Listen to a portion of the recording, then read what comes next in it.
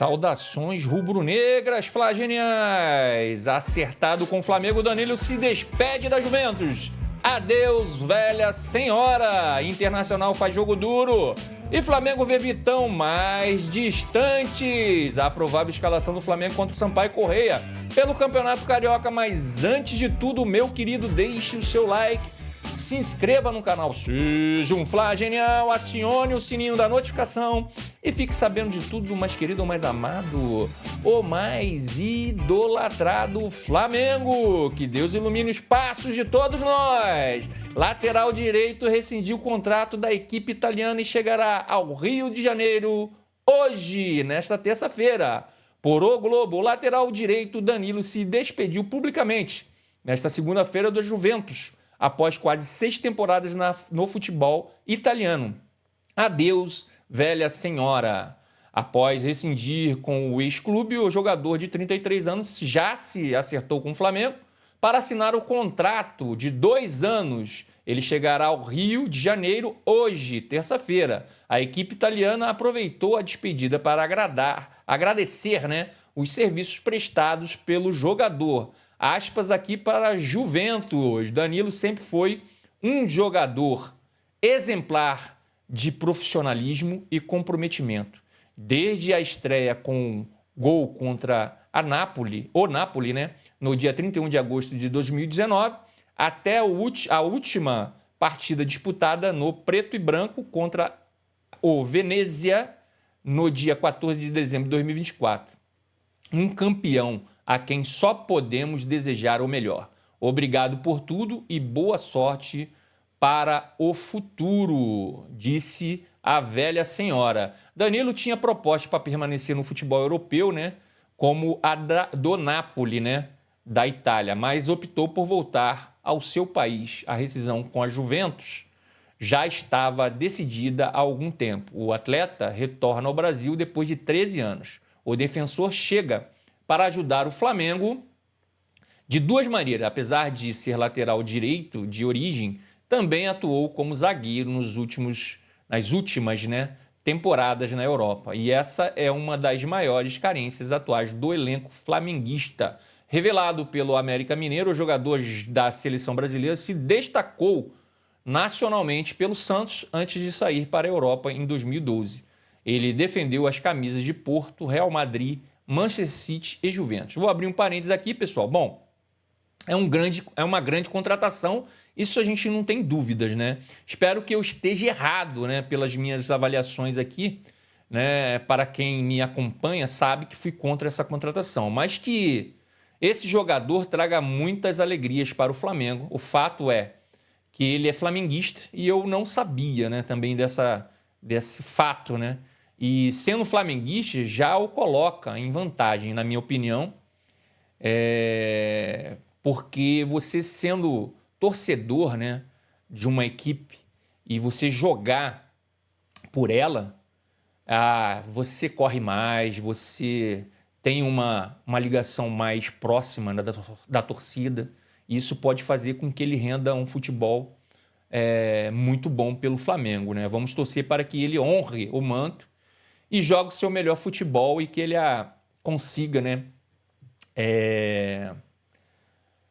como é que eu posso dizer? Que ele consiga suprir essa carência na zaga que a gente tem aí em relação a número de jogadores profissionais, Seguimos aqui, Internacional faz jogo duro e Flamengo vê Vitão mais distante. O Internacional negou a nova proposta do Flamengo pelo zagueiro Vitão. O modelo de negócio e os valores apresentados não agradaram o Colorado, que faz jogo duro. Vou pedir um pedido aqui, fazer um pedido para vocês. Deixe seu like, pessoal.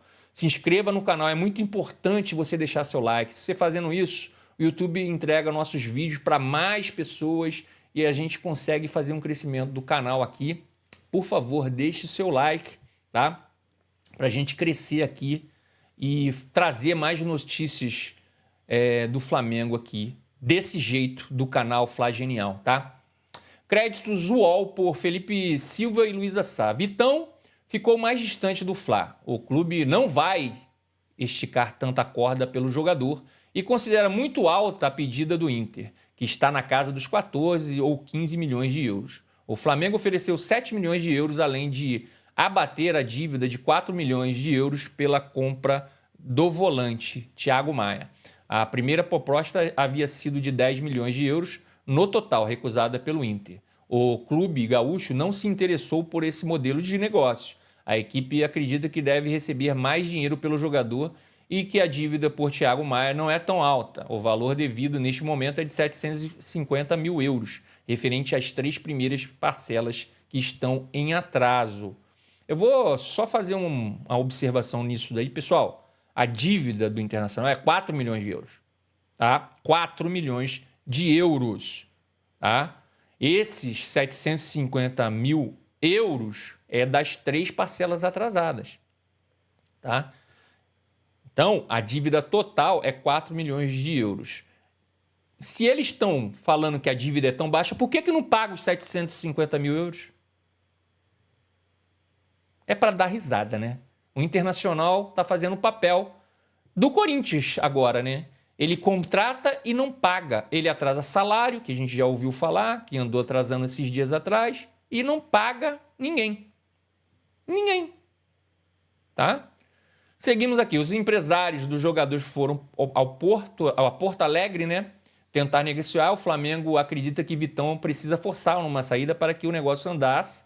Enquanto isso, o Fla está acertado com o zagueiro Danilo. A gente já falou aqui no canal. O clube aguarda o jogador hoje para fazer exames e assinar o contrato por 2 anos. Vitão se manteve no radar, mesmo com a chegada de Danilo. O Flamengo tenta repor as saídas de Fabrício Bruno e Davi Luiz.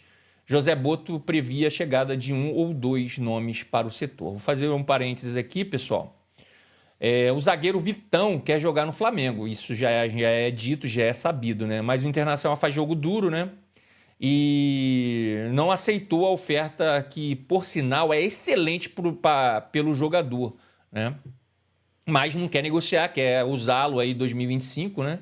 Não quer pagar as dívidas, né? Ele quer continuar com o jogador, mas não quer pagar a dívida, né? Se ele pagasse a dívida e continuasse com o jogador, tudo bem, mas ele não vai pagar a dívida com o Flamengo, né? O foco principal no mercado continua sendo a zaga, né? Caso o Vitão não chegue, a solução deve ser a base. O Flamengo tem jovens já dentro do clube que contam com a convocação, né? Com a aprovação de Felipe Luiz, casos de Carbone e João Vitor. Se a decisão fosse minha, eu deixaria o Internacional com o Vitão e acionaria o Internacional na FIFA em relação ao não pagamento do Thiago Maia. E deixaria essa vaga destinada à base, coisa que o Flamengo há muito tempo não faz, né? Dar a oportunidade à nossa base, que, diga de passagem, é muito boa, mas que nos últimos tempos está sendo muito, mas muito mal aproveitada, tanto pelo Flamengo quanto pelos técnicos que passaram nos últimos tempos, né? Seguimos aqui a provável escalação do Flamengo contra o Sampaio Corrêa pelo Campeonato Carioca. Fla busca se estabelecer no G4, no Cariocão, antes da decisão da Supercopa. Felipe Luiz pode mexer no time e preservar alguns jogadores. Crédito site 90 minutos por Antônio Mota. O Flamengo se prepara para o último desafio antes, né, da decisão Supercopa do Brasil, a Copa do Rei, antes de encarar o rival Botafogo no Mangueirão, em Belém. O rubro-negro mede forças, né, contra o Sampaio Corrêa no Maracanã na noite desta quinta-feira, dia 30, pela 6ª rodada da Taça Guanabara, a primeira fase do Campeonato Carioca. Em recuperação, o Fla já olha para cima, né? No Cariocão, o time rubro-negro é o 4º colocado na tabela de classificação no momento, com 7 pontos, 4 a menos que o líder Maricá. O técnico Felipe Luiz, que estreou em 2025 com vitória na rodada anterior do estadual, pode mexer na equipe, já pensando na decisão do próximo dia 2 de fevereiro contra o Botafogo, né? É válido lembrar também, pessoal, que Everton, Cebolinha, Pedro e Vina, entregues ao DM, continuam fora das opções do treinador. Caio Garcia, Carlinhos, Pablo, Thiaguinho, né, e Zé Wellington, fora dos planos, também estão fora Além disso, outros jogadores podem ser preservados. Confira. Provável escalação do Flamengo contra o Sampaio Corrêa. Gol, Austin Rossi é o dono das luvas, né? Pode-se dizer assim, do Flamengo, e deve ganhar a sequência antes da Supercopa. Matheus Cunha fica como opção. Lateral direito, Wesley, é ele ou o Varela. O primeiro é titular absoluto, né? Que é o Wesley, e figura importante na equipe, mas pode ser preservado. O uruguaio, né? O Varela busca a oportunidade neste início de ano. Zagueiro Léo Ortiz é peça-chave na saída de bola e no sistema defensivo do Flamengo, deve ser acionado por Felipe Luiz. A partir do momento que o Felipe Luiz assumiu, já colocou o Fabrício no banco e já colocou o Léo Ortiz. Jogador de confiança, saída de bola espetacular. Tem tudo a ver com o modelo de jogo do Flamengo e do Felipe Luiz, né? Léo Pereira, né, outro zagueiro, é homem de confiança na zaga do Flamengo. Se for poupado, Cleiton entra nos 11 inicial. Pablo, que seria uma opção, não está nos planos e não será utilizado, né? Em relação ao Léo Pereira, eu daria uma oportunidade, sim, pro Cleiton, tá? Ele jogou muito bem aí contra o São Paulo e eu acho que eu daria uma chance para esse moleque, cara. Só para ver como é que ele, né? Deixaria o Léo Pereira no banco e entraria no segundo tempo, porque ele precisa também de ritmo de jogo. A gente tem uma final no domingo. Então, assim, mas eu daria uma oportunidade para esse moleque aí. Lateral esquerdo, Ayrton Lucas, o que parece é que Alex Sandro é o novo dono da vaga, porém, o Medalhão pode ganhar uma folga fora do time titular antes da decisão da Supercopa. Eu também pouparia também o Alex Sandro, cara. Por quê? Porque já é jogador já com uma certa idade, né? Lógico, levaria ele pro jogo, colocaria ele no banco, entraria um pouquinho no final para ganhar ritmo de jogo, mas pouparia. A gente está numa pré-temporada, gente. Tudo isso que está acontecendo aqui, Campeonato Carioca, final de Super, tá tudo dentro de uma pré-temporada. Então tem que segurar, né? O volante Eric Pulgar, né? Tem contrato até o fim do ano e futuro incerto no clube, mas Felipe Luiz aprecia seu futebol e deve mantê-lo na equipe. Alan corre por fora. Eu também dava uma seguradinha no Pulgar, né? Colocaria o Alan para jogar. Lógico, levaria para o banco, deixaria para o segundo tempo. Ou então jogava metade. Jogava no primeiro tempo, colocava o Alan no segundo. O Alan também precisa de ritmo de jogo. É o volante que a gente tem, além do Everton Araújo, né, que está na frente do Alan. Na minha opinião aqui, no caso, nem seria o Alan, né, para colocar. Eu colocaria o Everton Araújo no lugar do Pulgar para revezar, né, para deixar o Pulgar fresquinho para a final no domingo. Volante De La Cruz vem trabalhando para ter um grande 2025 no Flamengo, por controle de carga, pode ser barrado também neste meio de semana. Everton Araújo é a opção, né? Eu colocaria o Everton Araújo também, se caso o De La Cruz não fosse jogar os 90 minutos. Meio campo, Gerson, capitão, figura-chave no time, né, do Flamengo. O Coringa vive um momento ímpar na equipe desde o ano passado, é personagem intocável na equipe, mas eu tenho uma preocupação com o Gerson. Nos últimos jogos, ele já estava debilitado fisicamente, ele não jogou bem as últimas partidas, ele não jogou bem, ele não jogou no nível que ele estava jogando, né? Essa deficiência física se dá o quê? Mais de 50 jogos praticamente seguidos que ele teve no Flamengo. Não dá para você pegar um jogador desse calibre e colocar em todo jogo, toda hora para jogar. Você tem que também ter um controle de carga para ele. Vai chegar no final de ano agora, de 2025, vai chegar estourado se continuar fazendo isso. Porque ele não sai. Ele joga os 90 minutos todo jogo. Tem que ter um cuidado com ele. Eu já falei isso ano passado.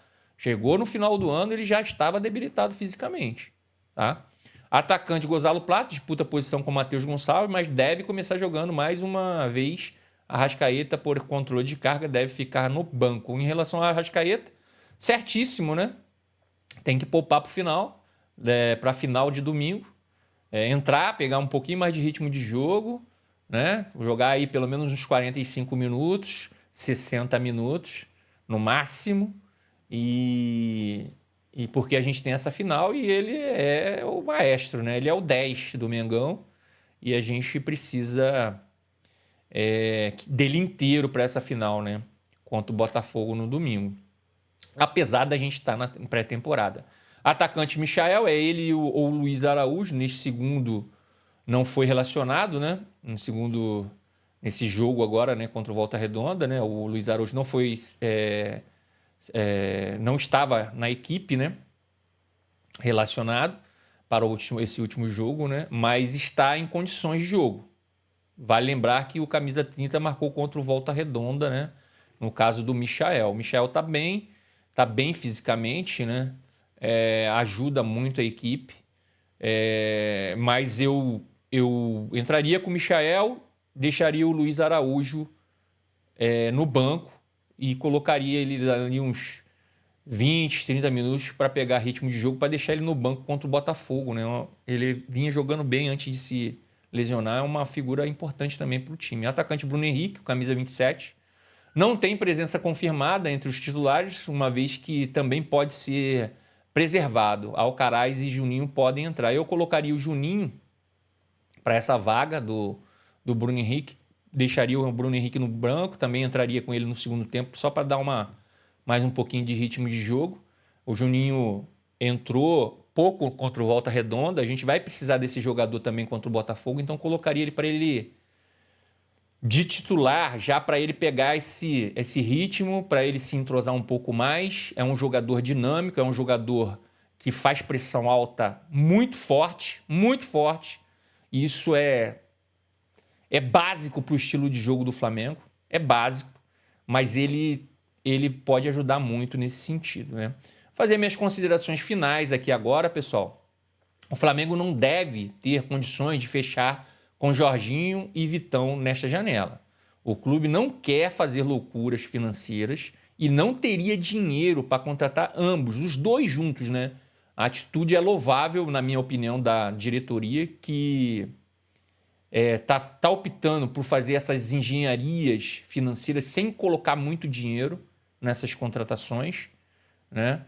E a gente não quer, né? Nós não queremos voltar às vacas magras, aí, passar por dificuldades financeiras, como a gente passou por décadas, até chegar a esse grupo, né?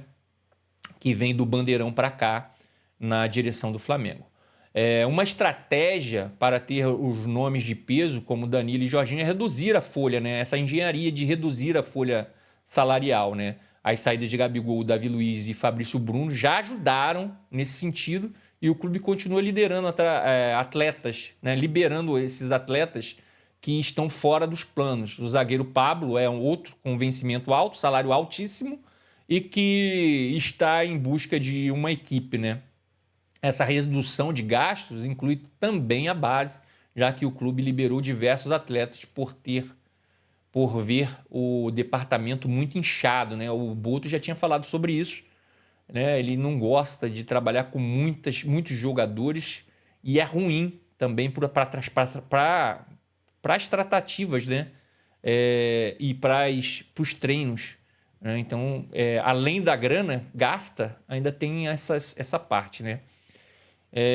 Ainda pode haver uma venda, né, de Lohan. O Flamengo ainda não respondeu à última proposta do CSKA de 8 milhões de euros, por cerca de 50,3 milhões de reais por 80% do direito econômico. Ele segue treinando com o time principal, mas não está nos planos do treinador neste momento, né?